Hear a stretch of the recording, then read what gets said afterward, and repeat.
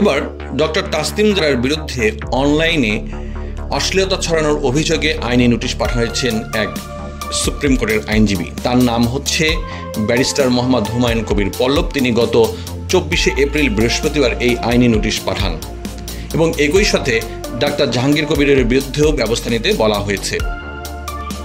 শুধু শ্রোতা, এই ধরনের নিউজ নিয়মিত পেতে আমাদের চ্যানেলটি এখনই সাবস্ক্রাইব করার জন্য বিশেষ অনুরোধ রইল। আইনি নোটিশে বলা হয়, ফেসবুক, ইউটিউব, টিকটক, লাইকি সহ বিভিন্ন সোশ্যাল মিডিয়া ব্যবহার করে তারা অশ্লীল বিজ্ঞাপন প্রচার এবং অশ্লীল ভিডিও বানিয়ে তারা বিভিন্ন ধরনের স্বাস্থ্যসেবা বা পরামর্শমূলক আলোচনার আড়ালে তারা এই ধরনের প্রচার প্রচারণা চালিয়ে আসছে, যা কিনা আমাদের সমাজে বিভিন্ন রকম বিভ্রান্তি সৃষ্টি করতে পারে।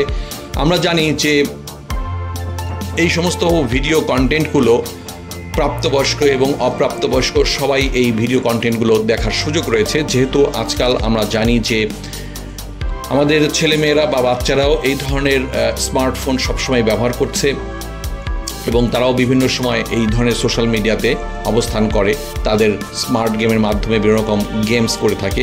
এটা যদিও বড়রা অনেক নিষেধ করেন, তারপরেও আমরা সবাই জানি যে বাচ্চারাও সবসময় স্মার্টফোনের দিকে তাদের বেশি ঝোঁক থাকে।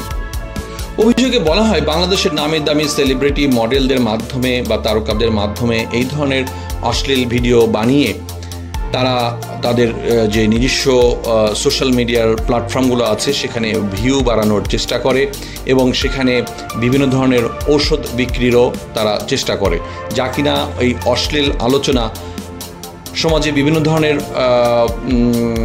অপকর্ম বা বিভিন্ন ধরনের একটা বিশৃঙ্খলা সৃষ্টি করতে পারে। বলা হয়, ল অ্যান্ড লাইফ ফাউন্ডেশন জনস্বার্থে হাইকোর্টে রিট করে যথাযথ আইনি পদক্ষেপ গ্রহণ করবে যদি কিনা সংশ্লিষ্টদের বিরুদ্ধে কোনো ব্যবস্থা না নেওয়া হয়। শুধু শ্রোতা, আজকে পর্যন্তই। আমাদের ভিডিওটি ভালো লাগলে অবশ্যই লাইক, কমেন্ট, শেয়ার করে আমাদেরকে অনুপ্রাণিত করবেন। ধন্যবাদ।